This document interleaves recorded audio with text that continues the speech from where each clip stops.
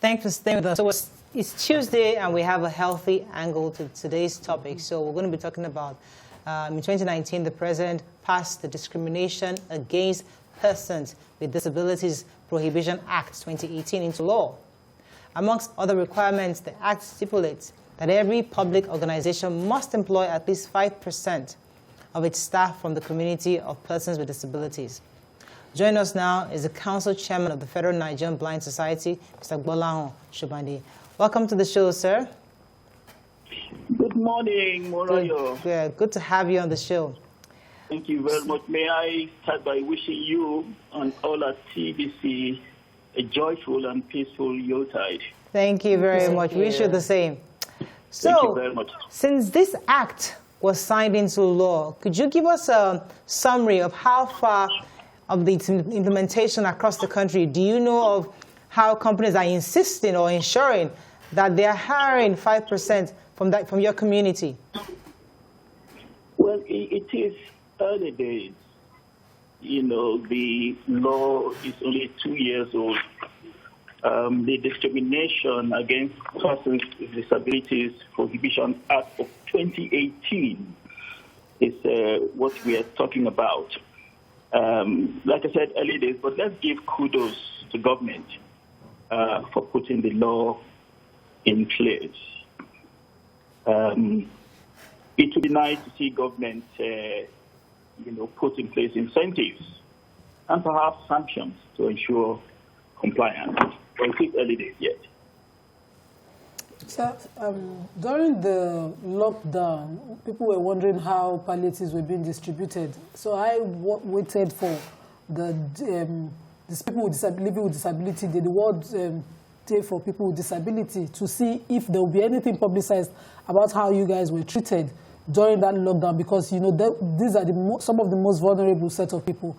Did any government at all reach out to you? How was it? What was the palliative and assistance like during that period? Well, we look after the blind at the Vocational Training Center. That's our flagship project, the flagship project of the Federal Nigeria Society for the Blind. I'm aware that, some palliatives were distributed to our students.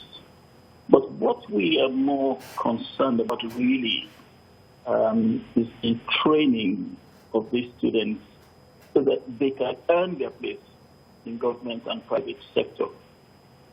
That Disability Act, it is really very important. But it is also important that they get trained, So we train the blind to gain confidence and to be able to function in society. But to answer your question, says I'm aware that some form of palliative got to them, but that's not what we are training them to depend on.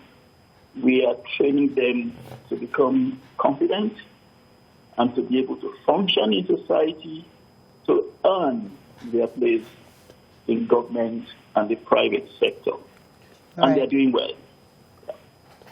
Okay, sir. I wanted to ask you about the law that was signed 2 years ago.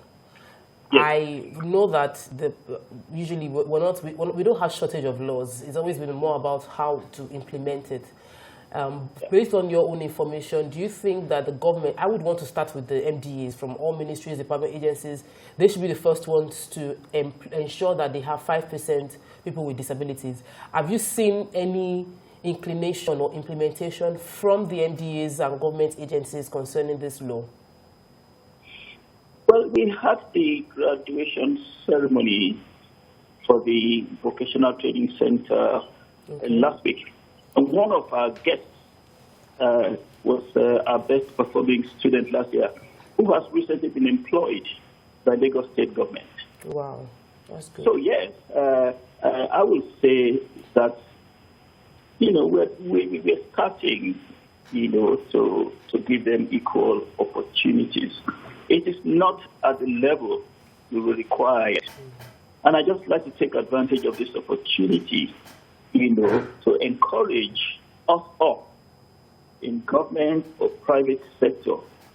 So see compliance as a moral duty.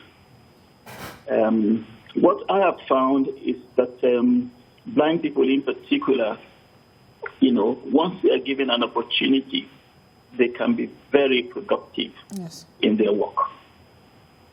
So we all, both government, private sector, just need to support government in ensuring that we comply with this Disabilities Act. Now, a lot of blind people would like to go to school because we see quite a few graduate as lawyers, doing other professions. But they've also said it's been quite expensive, to have access to various tools of learning, like the Braille types of books and other things. What are you doing to give accessibility to many poor people who are disabled and they need access? They want to go to school. Well, we encourage them to come to our vocational training center at Oshodi. It is not too expensive. We charge them only 150,000 naira per annum. And then a good number of them take advantage.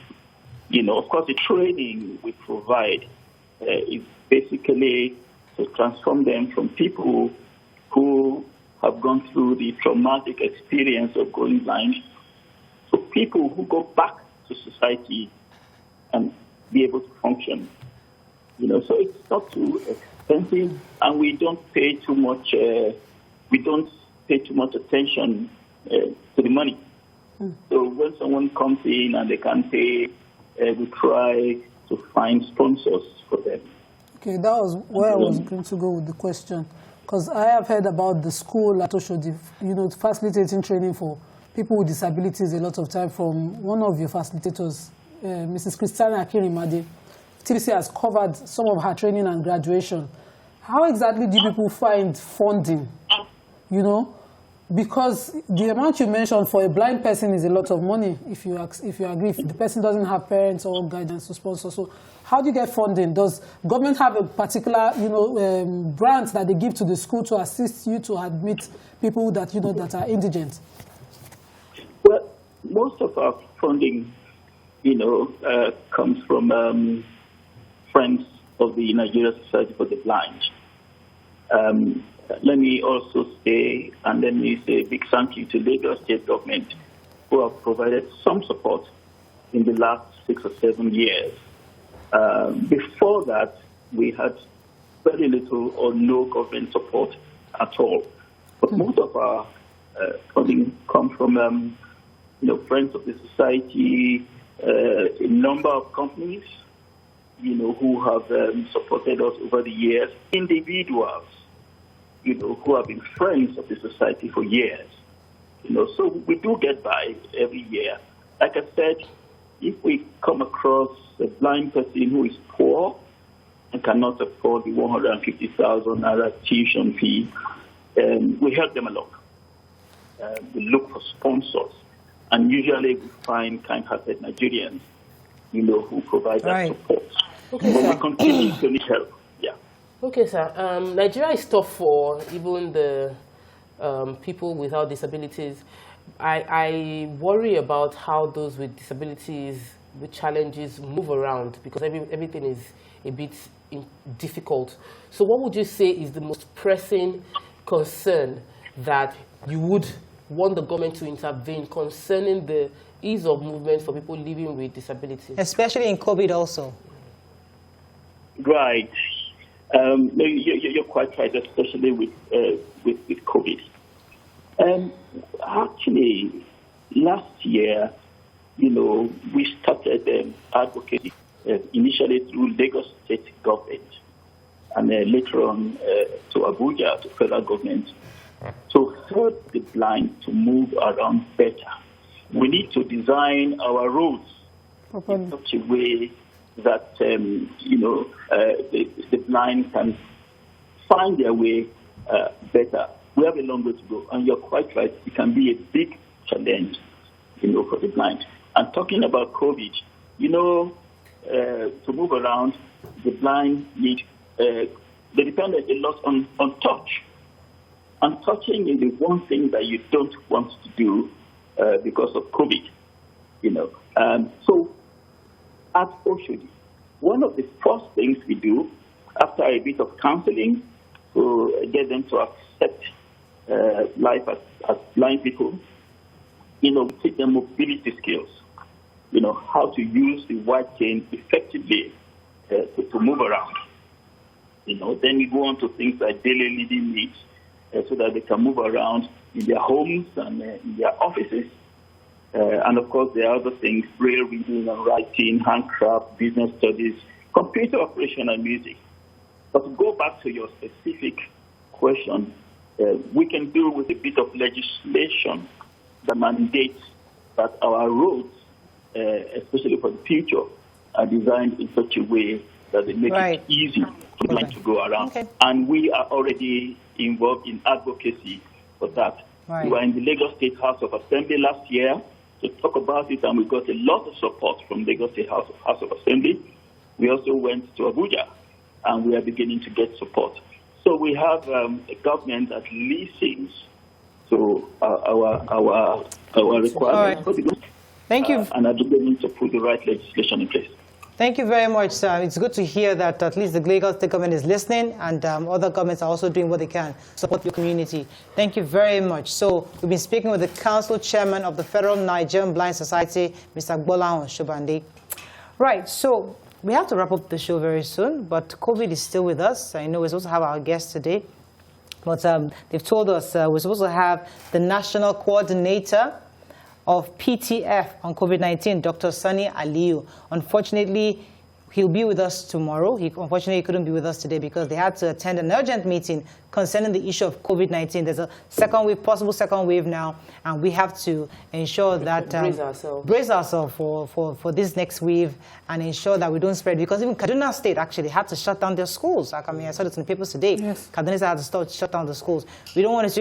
The children have already lost so much this year. Our kids have lost private school, public schools, especially those kids didn't start school on time. They're having to close schools. Now, if we have a second wave, the further damage it's going to do to these children's educational structure is going to be really, really unfortunate. So we need to be very careful to do our part to ensure that we don't spread it. Is at 2:31 today, I think. Yes. 2:31, yes. The wear your mask, please. Everywhere you're going to, all of us should wear a mask. I've gone back to drinking turmeric and ginger every day. We are also guilty as charged because all of us are imparting. This is December. We're imparting without mask. That's the truth. On my side of town, you're a stranger with a mask. So, what kind of, especially those of us in Lagos, by trade fair people wear mask. Please. We too, we should wear masks. You and I. Let us be because they will bring out your pictures that you know where they hair. So better say it on TV than you see on hair. Your party pictures. We are all going, all of us are going to comply. So please, going forward. And we've apologized before, but the truth is that the second wave is like at the door, and we need to ensure that we keep ourselves safe. We have increasing numbers daily, and that should alarm anybody. It's just a Google search away. Search it and you know. And start drinking your lemon and ginger. Yes. Ginger, turmeric. Boost your immunity. You didn't sleep. Why are you yawning? Buy your vitamin C. It is VG. It is real. All right, that's all we can take on the show today. Have a fabulous day. We'll see you tomorrow. Bye for now.